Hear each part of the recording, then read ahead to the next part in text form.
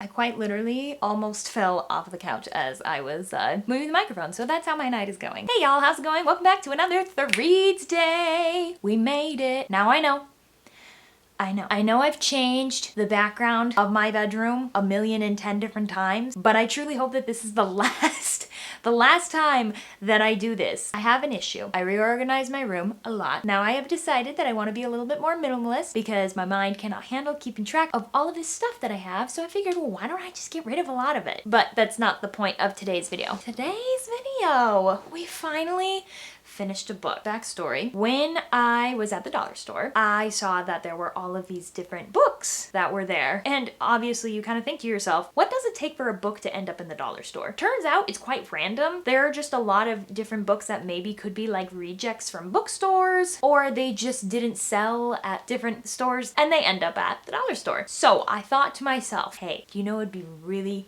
really fun is if I bought a book from the dollar store and saw if it was any good. So that is exactly what I did. This book is called Nadia, Skylung, and the Cloud Ship Rescue. Now, I was intrigued because of the artwork, mainly. The artwork was really what got me. And I didn't realize that it was a middle school book until I was halfway through. But that's okay, we're not gonna judge anybody for reading all sorts of different types of books. I mean, technically Harry Potter is for teenagers, right? And so is Percy Jackson. We all like those. I'm just assuming that you guys are gonna judge me for this, when realistically, I really don't think you care. As usual, we are going to go through the regular questions throughout each portion of the book. That way it's a little bit more organized. All that jazz. I might be reading off a little bit from the paper because as you can see, I've got notes upon notes upon notes. I have a lot to say, but I don't know how to feel about this book. Let's get into it. First chapter. My initial thoughts in the beginning, it was good, but it was in the middle of an action sequence. So it did immediately catch my attention, but at the same time, I felt like it was hard to properly introduce characters since we were in such a high action scene, and there are a lot of different characters that are in this book. So it was very fast-paced, a little hard to keep up with. A lot was introduced in the very beginning, and not just characters. Basically, an entire world was introduced without it being introduced. There was an overwhelming amount of soft world building, which makes sense that it wasn't explained because that's the point of soft world building. But at the same time, it was so much at once, I constantly felt like I was trying to like catch up and figure out what things were. They would say these random terms that I didn't know, and upon reading context, it wasn't enough of a detail that I would be able to connect the dots unless it was explained to me. Then again, I have a really hard time with soft world building in general. Things in this world include people called Skylungs, which is what the main character is, where you have gills and lungs so you can both breathe water and air, but it's also really confusing because technically these are sky ships. It's not in the ocean. I don't understand what she really needed those gills for. Oh, and also Skylungs can talk to animals. Just casually. Like it's not even a question if they can talk to animals. Oh, they also talk to plants. They just threw that into the first chapter. They literally just glossed over the fact that she's talking to the frogs and the birds. Okay, if I could change one thing, I would slow down with the introductions. I feel like they could have maybe introduced like 2 characters other than the main character rather than like the 4 or 5 that they did. I had no problem with the action, but I think if you were going to use that action sequence, you need to give your reader a chance to kind of wrap their head around everything that's going on. An action scene in general, you really have to be on your A game with reading in order to figure out what exactly is going on. Not to mention, they also added in a crap ton of soft world building, and they also introduced like a bazillion characters all at once. It was just a lot. It was a lot to compute, to take in. The ending was kind of confusing without giving too much away. Basically, the main character loses this doorknob that is meant to be kind of like a family heirloom, but she like doesn't have parents anymore. It's obvious that she lives on this ship. She's a part of the crew.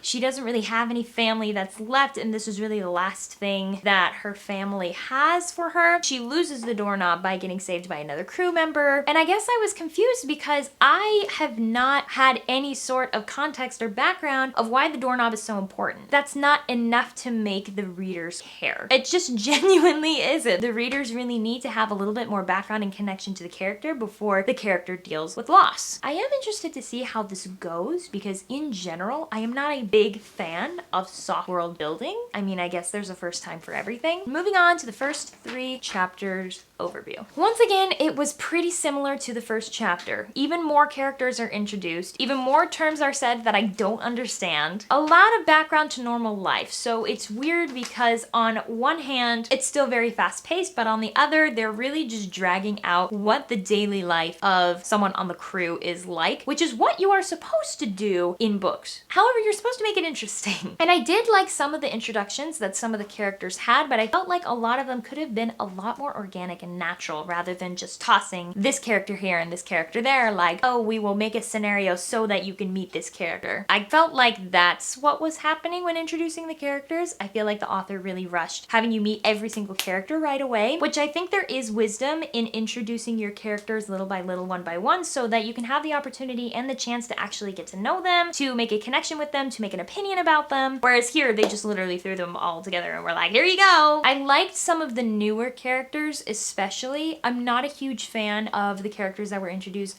in the first chapter, but I think it was just because their character development was so rushed. And I felt like the author had some more time to actually add depth to certain characters because he was talking about normal life as a crew member. If I could change one thing, is make the main character more likable. I literally have zero reason to root for her. She's not a bad character, but she's not a great one. Once again, there's so much background, I'm getting really lost. Like I mentioned before, I know that there needs to be an introduction of what a normal day in the life is of your character before the actual conflict arises. But wow, it's like taken a while for this author to explain what she does and, you know, how everyone else plays a part in it. There is so much soft world building that I genuinely felt behind in the book until I was halfway through. I had to get halfway through the book in order to kind of wrap my head around, oh, this is probably what this means. This is probably what this means. And I know that showing versus telling is always a little bit better, but sometimes it's okay to tell your readers what's going on just so that they're not confused or lost. I almost stopped reading this book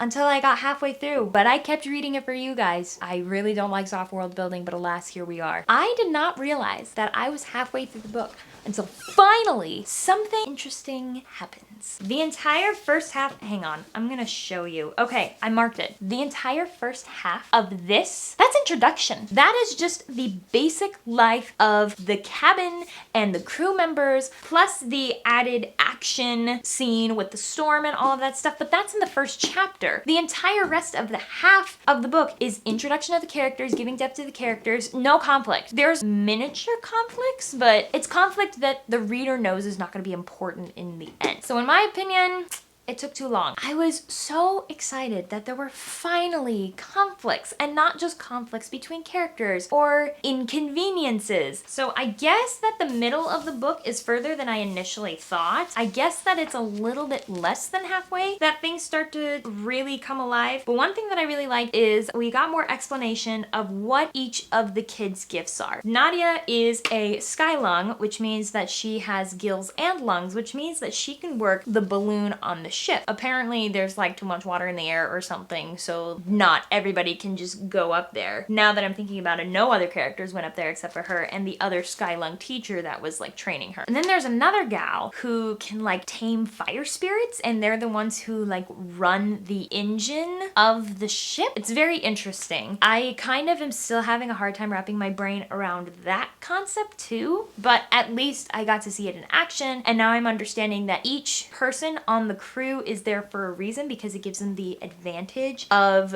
being on a ship. So another one of the characters can read the stars, and so with reading the stars she can kind of see into the future, and she can see what course they should take because she can see into the future and see the stars. So like these are really cool concepts that I really wish were explained, because for the longest time I was like, what the heck are they talking about? Once again, the soft world building is extremely extensive, and I felt like it was hard for me to understand, and this is supposed to be like a middle school book. You know, maybe middle schoolers just don't think half as hard about these types of things, but I'm like trying to figure this out and understand it, and I'm really having a hard time. If I could change one thing, a single thing, it would be this. Just stop with the lobster claws. Okay, another part of this soft world building. I know that this is supposed to be into the past where technology is not really a big thing yet, but would it kill somebody? Would it actually kill somebody to like just make pulleys and metal? Like metal has been around for a while. So lobster claws are basically kind of like what holds things together. So in sentences, they'll be like, oh, I attached my lobster claw here. And I'm like, what the heck are these lobster claws? Just take out the lobster claws. It's not quirky, it's weird. And I don't understand. I didn't understand for the longest time. And then I was like, oh my gosh, it's so dumb. It's so stupid. I'm sorry. I know I'm getting really fired up about a middle school book, but at 10 p.m. and I have nothing better to do with my life. Sorry, Jeff Seymour. Know that this is all in good fun. This is just one thing that I especially enjoyed about this portion is the kids understanding major dilemmas and making hard choices. Because when the enemy ship basically invades their ship, the Orion, they basically have to make the decision of, are we gonna fight back and are we gonna hurt people? And ultimately they decide we have to fight back no matter what the cost is, because otherwise they're going to hurt and kill us. So I thought that was a really interesting portion to add in there, because kids have a very different sense of morality than adults have, because adults have kind of been through it, but kids on the other hand, they just haven't. And even if they have, they're just such forgiving souls that they for the most part don't want to hurt people. So I thought that that was a really interesting portion, that all the kids kind of had to grow up in that way. I really loved that part. So I added in a portion, I'm so uncomfortable, hold on. Meep. So I added in a portion that I usually don't do. So instead of just jumping right over to halfway, actually I did halfway, I did not do a third of the way through, because I just honestly felt like what I said about the first 3 chapters could be said about a third of the way through. So we're gonna do 2/3 of the way through instead, because I think that's more interesting. At this point, this is the first time that I'm actually really enjoying reading the book. 2/3 of the way through, which is not great, but I'm glad that I stuck it out because it got really good. I liked that we see the kids transition into warriors rather than children. They start to make a plan and they start to fight back, and they start to realize what their main strengths are, not just for the ship or, you know, saving people that they care about. So I guess you could say that they're really like just growing up and making sure that like, hey, we're helping people with the gifts that we have and not just kind of like doing our job. And it's nice because I finally figured out what their powers are and like what tactics they use. So finally, I'm kind of figuring this out. My favorite part, I have 2. Well, actually I have 3. All of them include Tam and the main character Nadia. So Tam is the boy who saved Nadia in the first chapter, and she's really mad at him because he is the reason why she lost her doorknob, but at the same time, the only reason Nadia is still alive is because Tam grabbed her. Number 1 is the scene where he apologizes about the doorknob because he didn't realize how special it was to Nadia. Number 2 was when they built like the cool little like pedal flying plane that they used to get onto the pirate ship, or that they're planning on using to get to the pirate ship. And then the 3rd is when he confides in Nadia the reason why he's always so nervous about letting people in on his like inventions and his trips is because the reason why he ran away is because he hurt a little kid based on like one of the inventions that he made, and so he felt really guilty about it. I've got a soft spot for Tam. I don't know what it is, but like he's the sweetest boy. I don't think that I would change anything about this portion. This is truly the part where I'm like, wow, this is good. No notes. I love the plan. I love the mystery. I love the development of characters. I love it all. I truly wish that the book had kept up with a similar energy as it was 2/3 of the way through the book, because I feel like it would have been so much more enjoyable. It would have been fast paced, but it would have been just enough fast paced to keep the story going, but at the same time not be too overwhelming. I don't know. I don't know exactly how he could have made it exactly like the portion where it's 2/3 through, but if he could have, I feel like I would have given this book an A. It's fast paced, to the point, add all the important stuff, continuous character building, and just some basic direction on what the heck we're reading. Okay, my notes are very haphazard on the climax because I was having a really hard time figuring out how I truly felt about it. So first off, I'm confused. Again. I was hoping for a fight and I didn't get one. Instead, the antagonists turned on each other and then one shot the other, and then he said to the kids like, oh, you can go now. What? I don't know.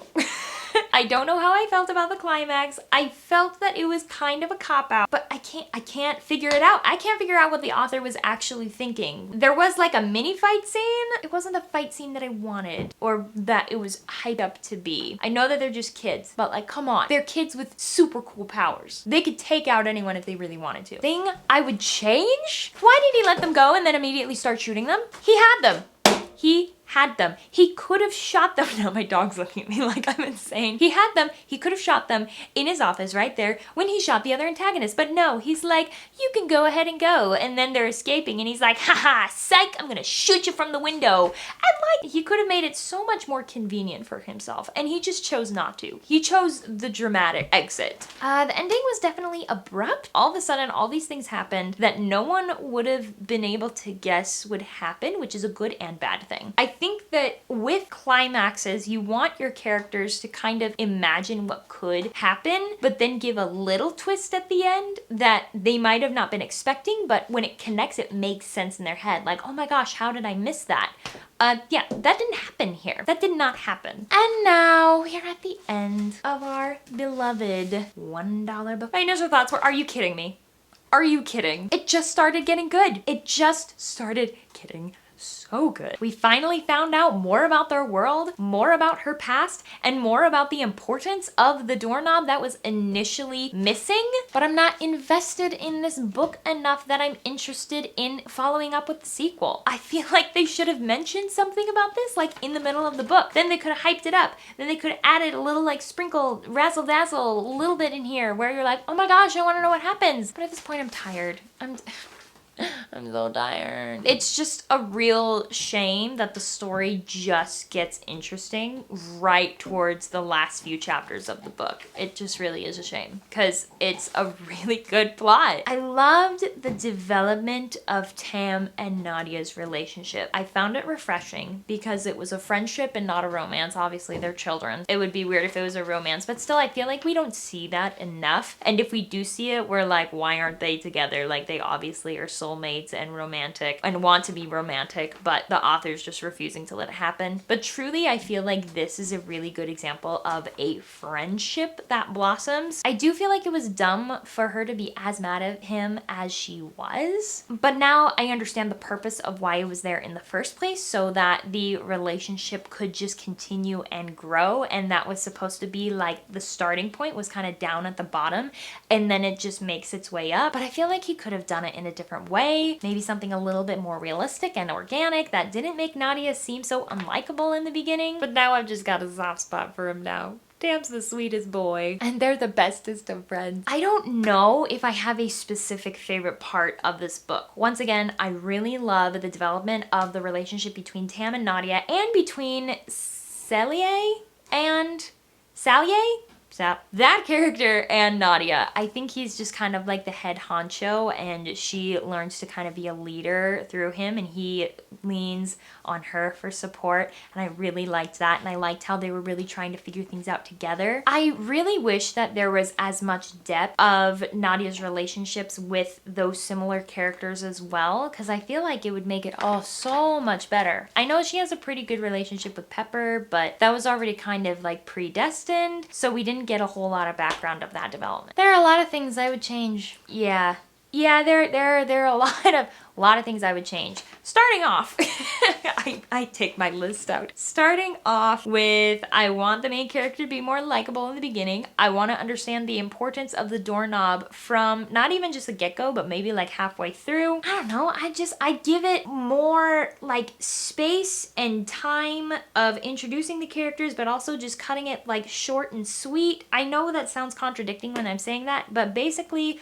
what I am saying is you want to catch a good hook to bring your readers in, but you don't want to drag it out. And I feel like it was really drug out with some, you know, quirky little details that just didn't really matter in the end. The ending was okay. Yeah, it was okay. I think the one redeeming quality of it transitioning well into a sequel, besides the last scene where Nadia has a dream about all of that stuff, that they also need to rescue Mrs. T, because Mrs. T is back on the pirate ship. So I'm like, okay, that would be a good reason to continue the series. Otherwise, if he just left it at, oh my gosh, Nadia had a dream about this girl is taken by shadows. Also, that was another thing. I was so confused about the shadows. Were they creatures? Was it just another way to say people that were strangers? Were they actually shadows? I don't know still to this day. But I felt kind of bummed too that it was like at the very last second that they were going to segue into a sequel, because I feel like they really centered all of that attention on Nadia's injury, which I get. It's in Nadia's perspective, point of view. It's really devastating, all that stuff. I know. But it kind of took away from, you know, the severity of the situation that just happened. I don't know. I don't know what I want. I don't know what I want anymore. I just want something different. Overall, the book was okay. I wish that there was more of an explanation of the plot and the world in the beginning. I wish that there wasn't so much introduction that felt unnecessary, but it still was really good stuff. This was really the first time that I read kind of like steampunk-ish material. I feel like I wouldn't even call this steampunk, but it's kind of like an off branch of that. I'm gonna give it C+. The reason I am giving it a C+ is because originally I was gonna give it a C, but I think that it redeemed itself 2/3 of the way through, and especially at the very end when it tied together with a really interesting plot. So I can't give it too bad of a grade. Would I recommend it? Maybe. If you're really patient and you're just kind of wanting to, you know, read and take your time with it, then I'd say yes. It took me a really long time to read this book just because it wasn't really a page turner. But if you're kind of into the more, I just kind of like to read 1 or 2 pages at a time, this would be the perfect book for you. Thank you guys so much for watching. If you like what you see on here, make sure to give it a thumbs up and subscribe to my channel. I post things every Wednesday and Thursday. On Wednesdays, that is Writer's Wednesday, I give you writer's tips, and on Thursdays or ThuREADSdays, I read books and I judge them. If you hit the notification bell, you will know exactly when I post my videos, because if I'm being honest, I usually post them late. Thank you so much for watching. Sayonara, you guys, and I will see you next time.